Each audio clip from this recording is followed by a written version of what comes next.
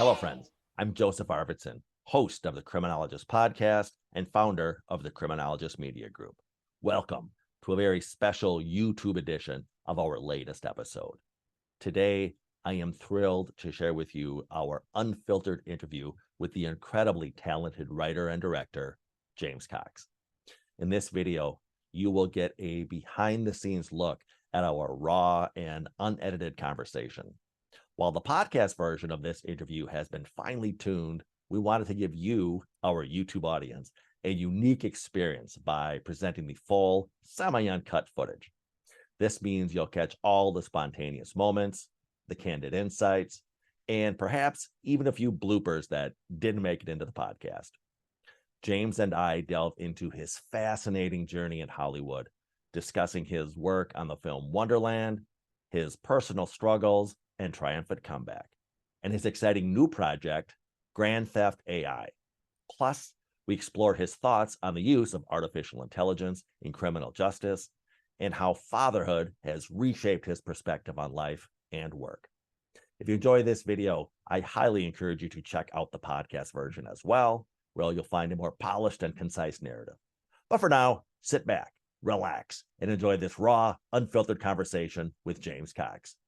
Don't forget to like, subscribe, and hit the notification bell to stay updated with all our latest content. And as always, feel free to leave your thoughts and comments below. I love hearing from you. Now, without further ado, let's dive into my conversation with James Cox.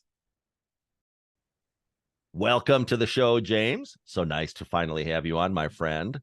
Here today to talk about primarily Wonderland, also the release of your new book, Grand Theft AI. But for those listeners who don't know you to the degree that I do, why don't you introduce yourselves, tell us how it all began for a small boy in Northern California making it to the heights of Hollywood.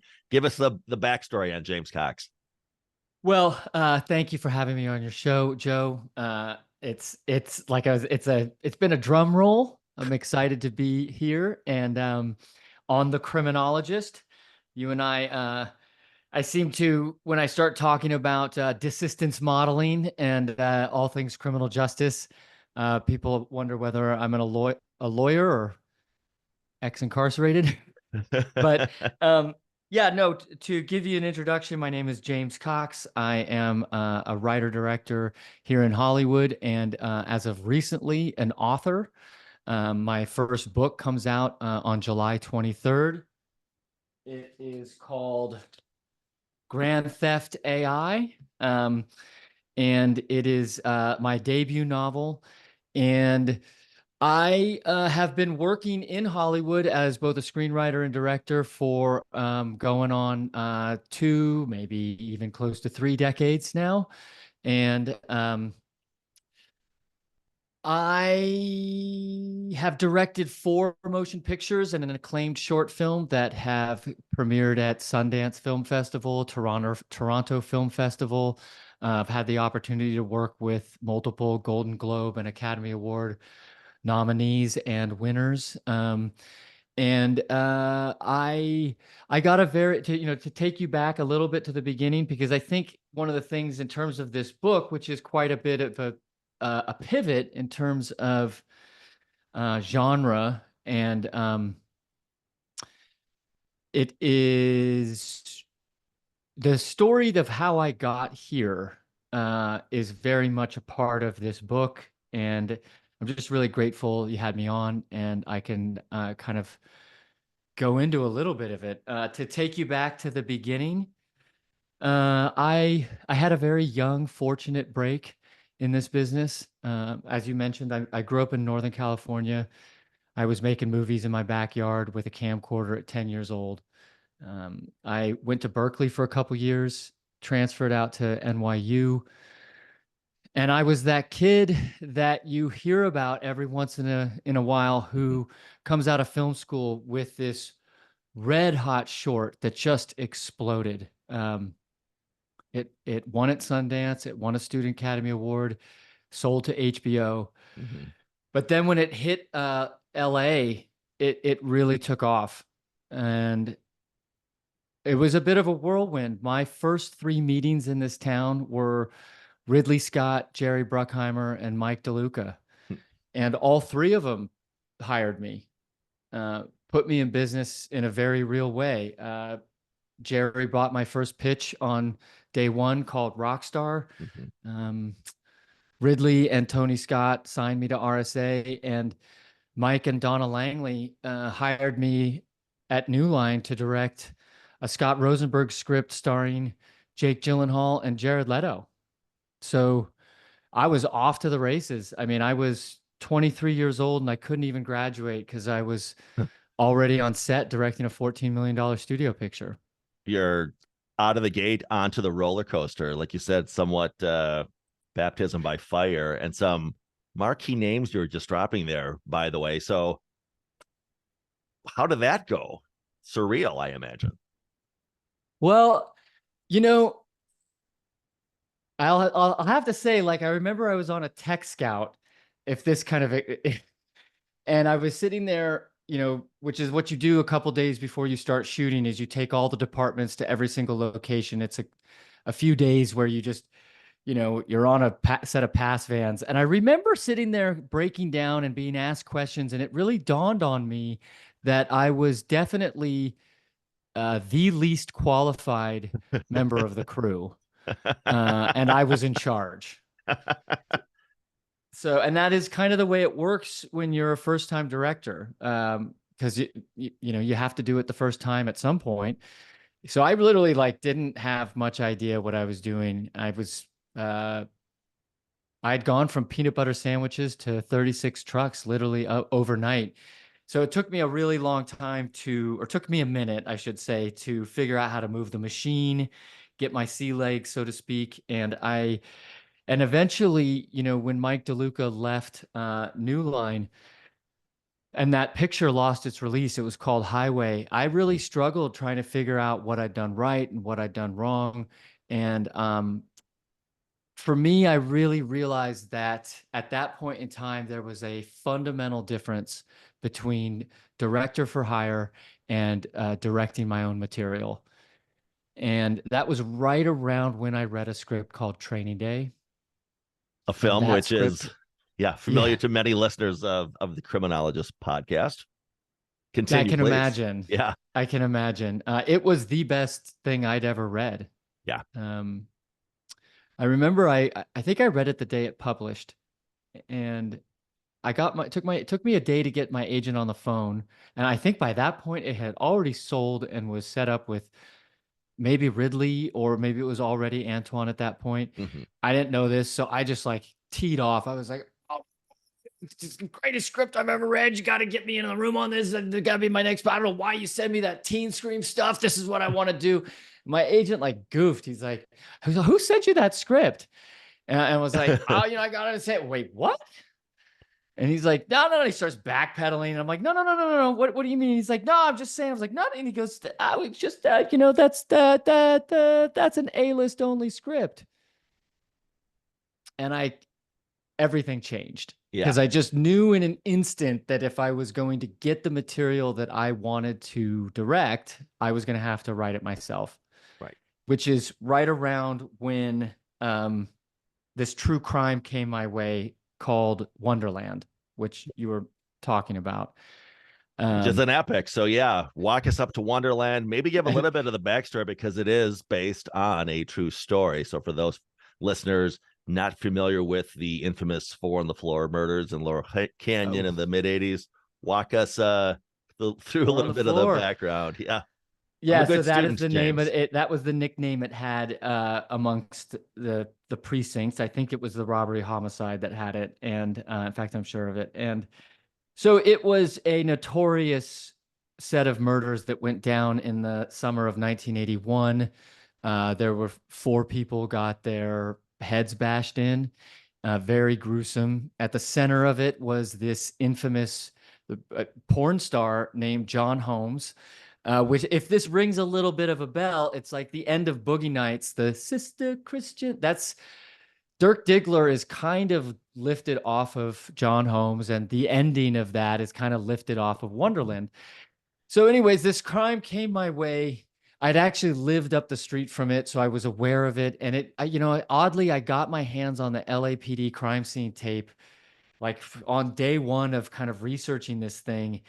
And I will never forget, the plumes of blood on the walls, like the bodies on the floor, bone splintering like wood. It consumed me. Mm-hmm. And then, we ended, I remember sitting with Val Kilmer to come on to play the role of John. And he goes, James, I don't know if this is important to your process, but it's important to mine. I got to ask you this question. Do you know Dawn? Do you know Sharon? And that is John's wife and girlfriend at the time, played by Kate Bosworth and Lisa Kudrow. And I'm like, Val, do I know Sharon Holmes? I'm like, hold up this necklace. I'm like, that's Sharon Holmes's wedding ring. I've got the thing around my neck. Lisa was like, ew, what are you wearing that for? Val was like grab the thing off my neck, like faster than I can flinch. She starts, rubbing this thing like Aladdin's lamp, like a talisman. And he starts looking off into the distance. He's like, ooh, a lot of heartache, a lot of pain, and a lot of blood. I remember I leaned forward. I'm like, you want to know how deep the rabbit hole goes, Val? It goes all the way down. And I mean, that meeting lasted like 10 hours. It just was this whirlwind. I think he had an out date, something like 6 weeks away. So he just dropped in. It was just an incredible experience. He was a shaman. If you know his Doc Holliday or his Mm-hmm. Jim Morrison, then he just channels. Mm-hmm. So, directing him in that role, and it was master class in session. We shot on the scene of the crime. The set was haunted. Things went bump in the night that I could not explain. And the movie was magic. Mm-hmm. It caught the eyes of legends, like Mm-hmm. huge influences in my life. Um, Michael Mann, Robert Zemeckis, Bob Evans, Robert Town, Mm. R.I.P. Who just passed?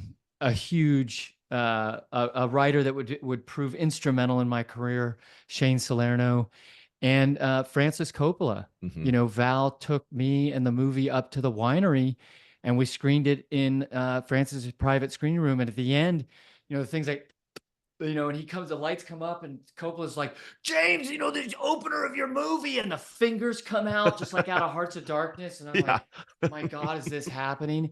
And this is all, before I turned 30. It was just, like you said, a roller coaster. Mm-hmm. And, I take a moment looking back and pausing, because it wasn't too long after that my demons got the better of me. Which is what we're all about unpacking on the Criminologist podcast, James. So yes, let's elaborate, if you don't mind, on some of those demons getting the better of you. I had a feeling you were going to say that. Knowing you, Joe, and having spoken about desistance and the pathways in and pathways out. Yeah, like I said, it was really, I really had no idea how fortunate I was. And when I say that the demons got the better of me, I was someone who always loved going out, loved partying in New York City, because that city never sleeps. But I was someone who just did not know how to draw the line between work hard and play hard. It was all one big juggernaut of energy. And looking back, I realized that, back then I really did believe that you had to live life like a rock star to be an artist.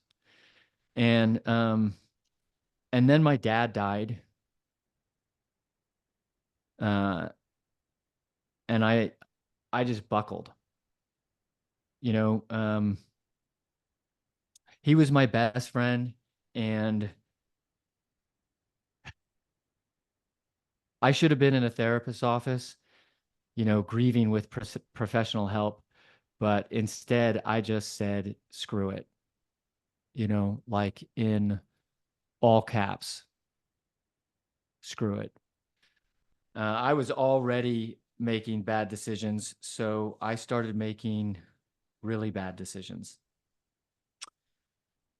Offending super talented people, embarrassing myself in very public arenas, showing up to critical professional moments unprepared, blowing huge opportunity after huge opportunity, stuff that would have changed my life in such a real way, you know, good movies, great relationships. I burnt them all to the ground. I just didn't give a damn. Mm-hmm. And my life got really, really small for a long, long time. I'm hearing some legitimate soul searching and reflection. Am I right?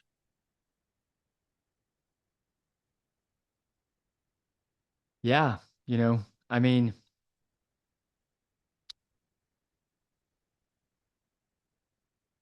yeah, definitely. You know, I think I'm just, you know, I'm thinking back because to be honest, um,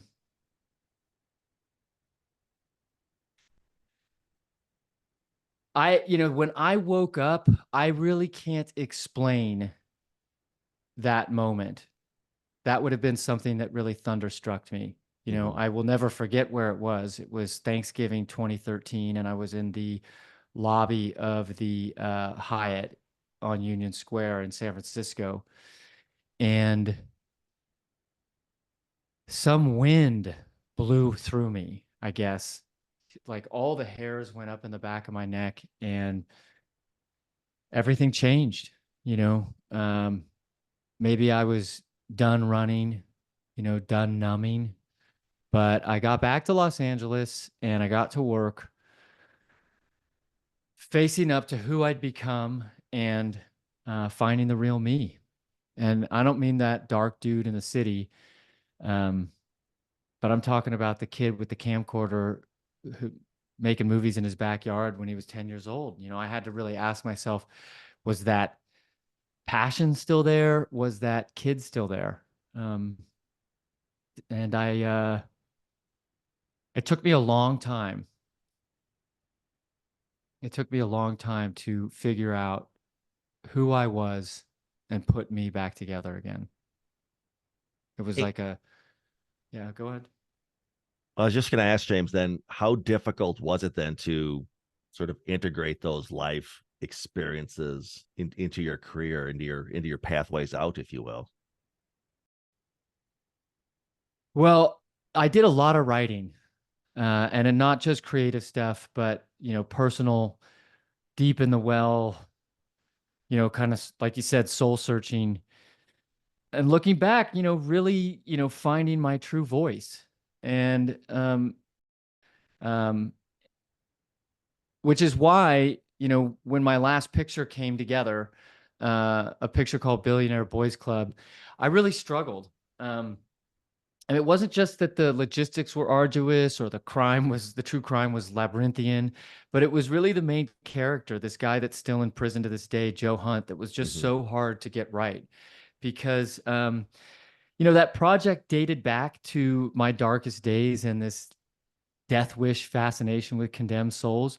And as we were making that thing, I really struggled so many times with like, is this a cautionary tale that needs to be told? Or, you know, like this too twisted nightmare of greed gone haywire. And meanwhile, you know, the commercial prospects for that picture across post-production are dimming substantially. You know, it's 2017. Mm-hmm. It's a gut check for, you know, our industry and the zeitgeist and culture entire. Mm-hmm. I mean, you know, when you think about it, like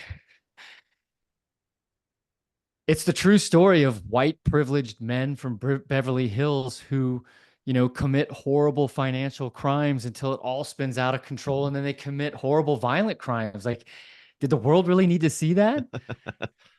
And the answer commercially was absolutely not. And so you can bet when like that picture cratered, I was in a therapist's office that week. There are three of them. Just asking, like what happened? Like what's next? So what were those experiences like, that therapeutic process? Did that help? I mean, I got to give credit where credit was due. To be honest, it was my fiance who really helped me put things in perspective. She is a brilliant and talented architect, a RISD graduate, an Academy Award-winning set designer, but most importantly, she's a crew member. And she really helped me at that moment put, the demise of Billionaire Boys Club, so to speak. I was able to see that picture crater through my crew's eyes. I mean, so many people put so much like blood, sweat, and tears into that movie for so long. And like right on the 1 yard line, the whole thing imploded. I mean, years of my life, sure, but like a year from hundreds of crew members, gaffers, grips, PAs, first ADs, like well, and me, like we all worked across holidays, multiple holidays, you know, lost, sacrificed precious time with our families. And for what? For a four-walled release on 10 screens to satisfy foreign? I mean, you want to know what I wanted to do at that point? I want to say screw that. But I knew where that went. And so I did the only thing that I know how to do. I just started writing. Okay. Like what I loved back as a kid. Star Wars, Alien, Aliens, Predator, Blade Runner, Neuromancer, Snow Crash, just prose at first, like little short story character bio set against the coming golden age of AI. I didn't know what it was or where it was going. I just knew it was what was true in my heart.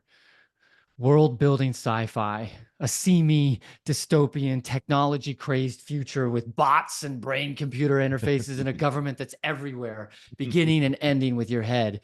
But at its heart, this time was this love story between two lost, damaged, battle-scarred souls who come together to find redemption and survive. The world was dark and treacherous, but the characters were hopeful, rootable, likable.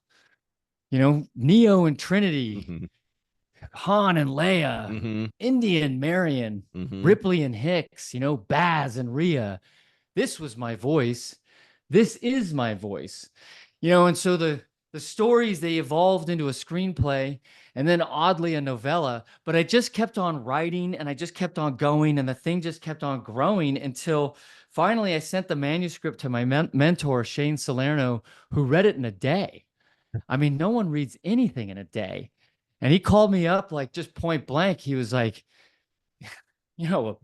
a heist set in a Blade Runner Matrix world. We can do something with this. I mean, he was blown away by this new direction I'd taken. I mean, who knew that I had this like world building sci-fi itch that needed to be scratched? I mean, he also was like that. He didn't think that the novel was ready to go out with, and he wanted to work on it together, but he envisioned a world as bold and as far reaching as I imagined. Shane just got it. And he was honest with me. He's like, I can't help you with directing right now, but I know how to get this book published. And so, we went to work. And after a number of months, when the manuscript was ready, he took it to Blackstone Publishing and they flipped for it. And so, as you can tell, it's been a long road getting here, even longer working with a great team at Blackstone Publishing, Josh and Stephanie Stanton,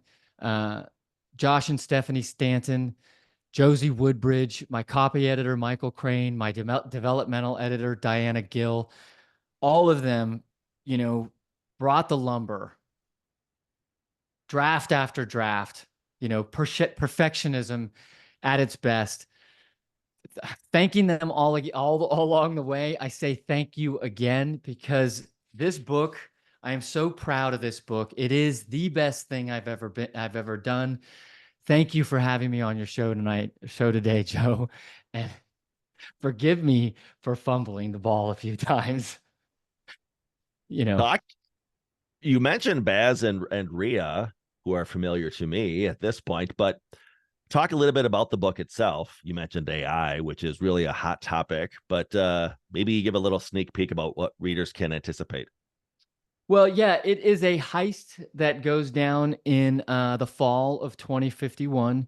It's an accelerated 2051, or at least it was when I started writing this thing. And it is it's set against against a backdrop. There is an event that happens in the backstory about 8 years earlier, which is called the glitch.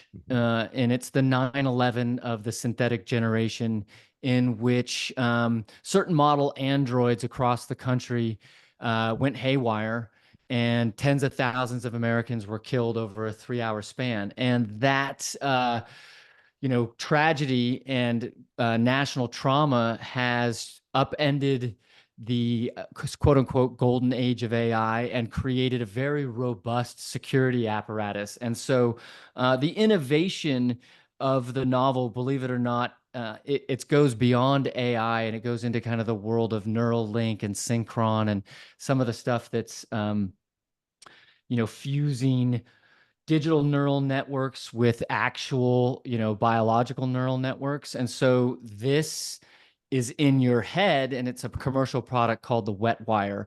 And so those products that were jockeyed over, now they're mandatory, and everybody is on grid all the time, whether they like it or not. So if you are able to afford it, then personal privacy is a liberty, and the rest of us have to suffer the boot on our neck. Mhm.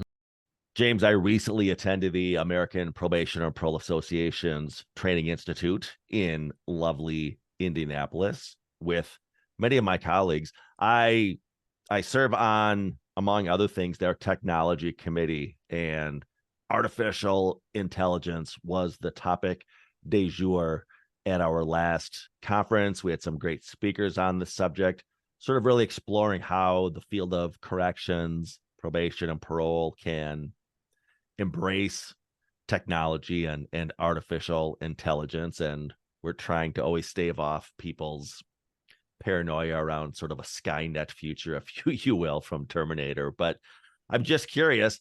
I know clearly you did a lot of research in this field of artificial intelligence.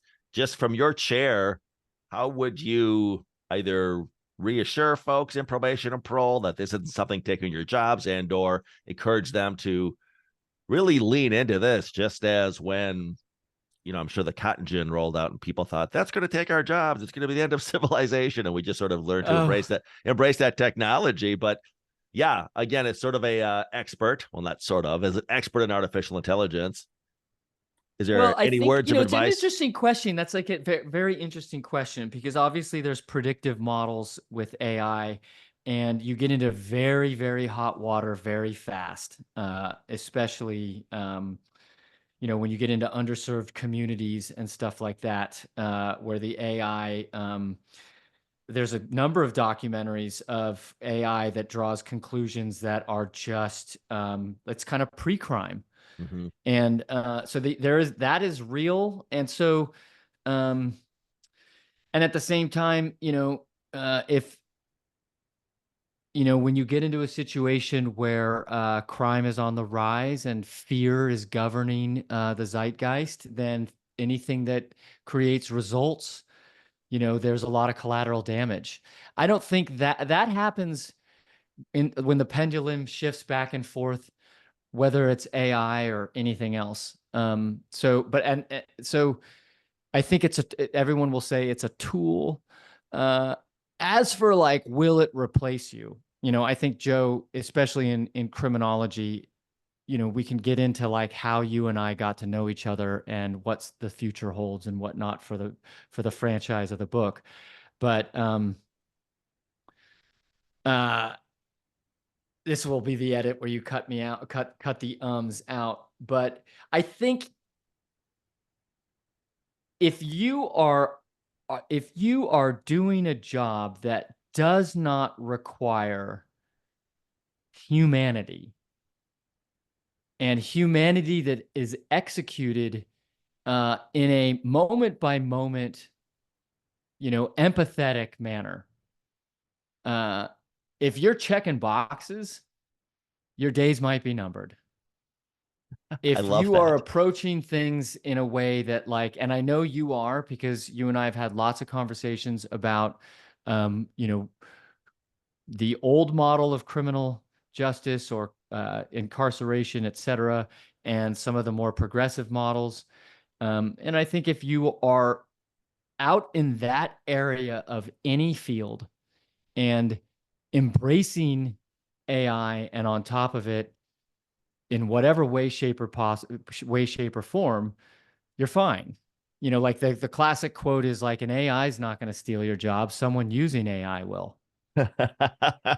Like that's the bottom line. Also, the AI that's in my book is like much more futurism than the application of large language models. Yeah. It just so happens that in the course of writing this book and digging into the franchise, selling it to Blackstone, all of this, when I started this journey, AI was out, Yeah. right? And there was a little thing called Move 37 that had gone down in 2016, in which DeepMind's AlphaGo beat the Grandmaster in Go. And probably a lot of people have heard this, in which Go is this Asian game of black and white stones on a grid. And if you do the math, the quote is, there are more moves in the game of Go than there are atoms in the known universe. I'm sure everyone like me who uses that quote is incapable of doing the math that renders the veracity to that quote. But you know, that moment was, there's no version of a brute force attack. You had to use deep neural networks and a thing, basically a learning computer. And Move 37 was a moment where you can actually see it. I think I've posted it on my socials. It's a YouTube situation, and they have back, in I think it was in Seoul, Korea. Go is like the NFL, Mm-hmm. right? So you have like announcers, right? You have like the play-by-play and stuff like that, right? And like you can watch it. Like there's a guy, it's like the Troy Aikman, and he's sitting there analyzing the last move, and then the computer makes the move, the AI makes the move, and the guy moves the stone, and the guy's like, and he's trying to move it on the board, and you just see them all stop, because this move has never been made before, and it was considered innovative, revolutionary, quote unquote, creative. So for me, that was the origin of like, all right, this is something that's really fascinating to Yeah. me. I'm from Silicon Valley, and it just kind of, like I said, my influences, because I listed them before earlier, and I just imagined this world that just kind of exploded in my mind. You alluded to a little bit earlier, what initially brought us together was you reaching out to me. I'll remember the night I literally just got the cold call from, hi, this is James Yeah, Cox. it's a funny story. I'm probably going to tell it well. So the way it goes is that I had this idea that was separate from this book, but it was in the same wheelhouse. And like I said, it's using the same kind of commercial product, which is a brain computer interface or a neural implant or whatever. And it had a lot it worked within the criminal justice system. And it was, uh, it was a, God, I'm like sitting there on the threshold of just talking all about the second book. But anyways, so I had this idea, and I'd been flirting with it. I couldn't figure out how to get it to work.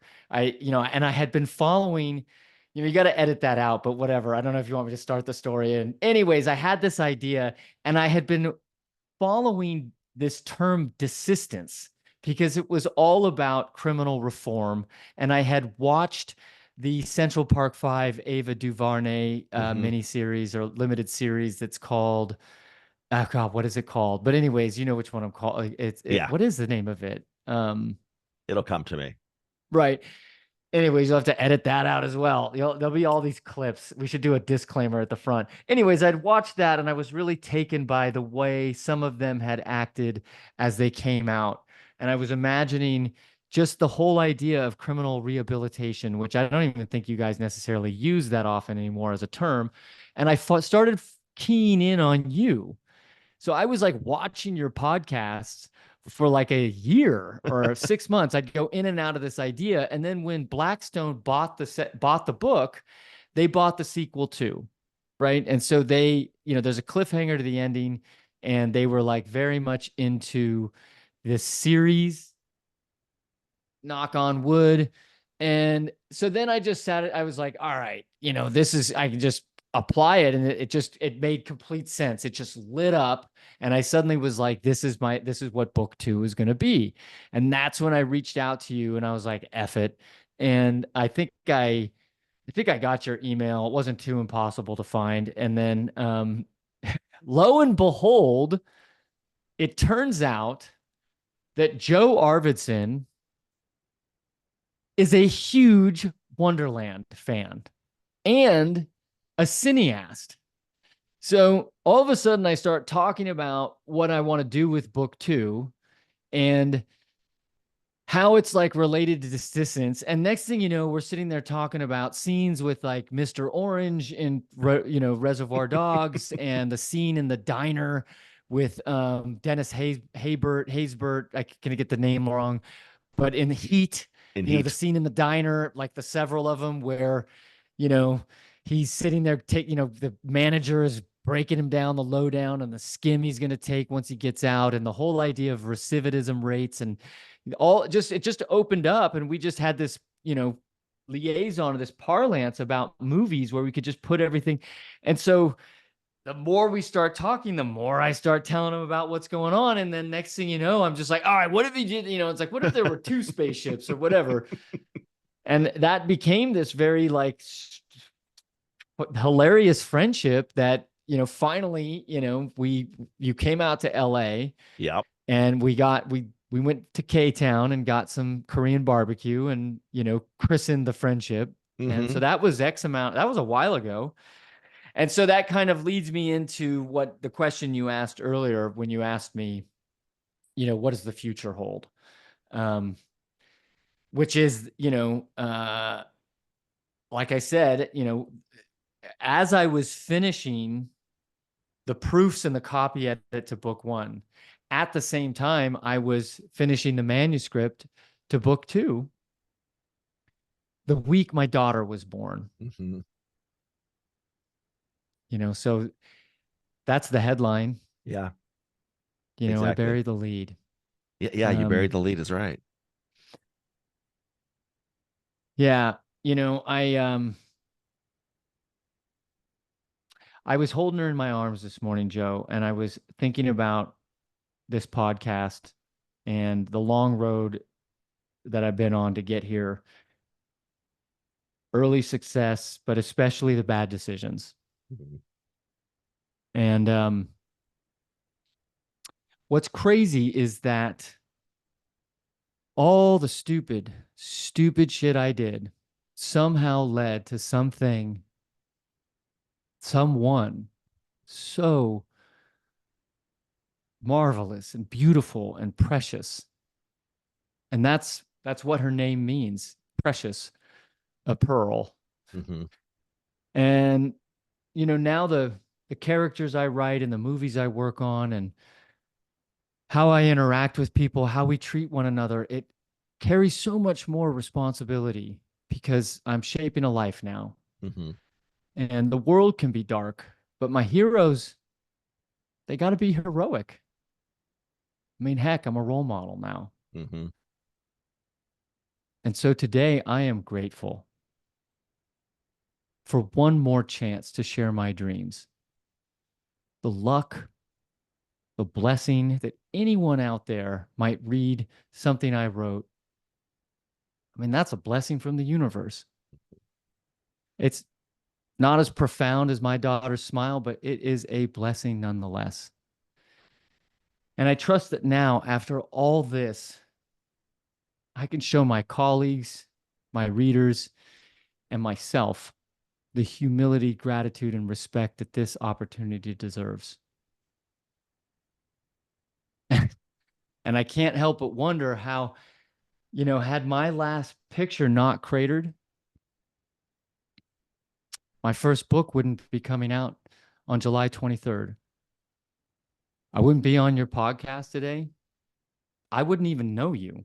Mm-hmm. I wouldn't be working with my mentor, Shane Salerno, a force of nature, one of the most talented dudes I've ever worked with. But most importantly, I would not be holding my little baby girl in my arms,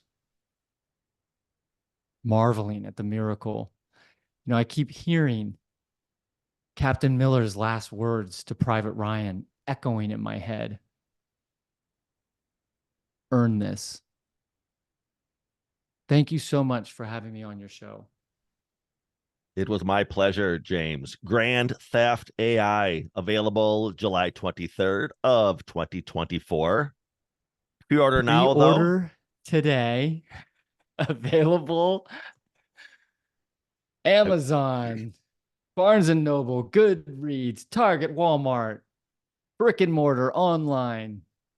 I will Thank leave you. the relevant links for how to purchase your book, as far as your website, James Cox Books, in the show notes of this podcast. So make sure you read those, folks, for all sorts of valuable links.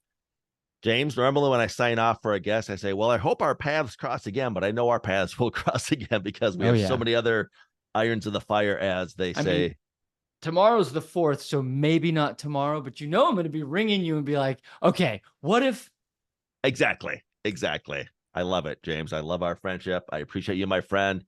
James Cox, until next time, be well, my friend. Thank you, brother. All right. Be good, Joe. Be good. Wow.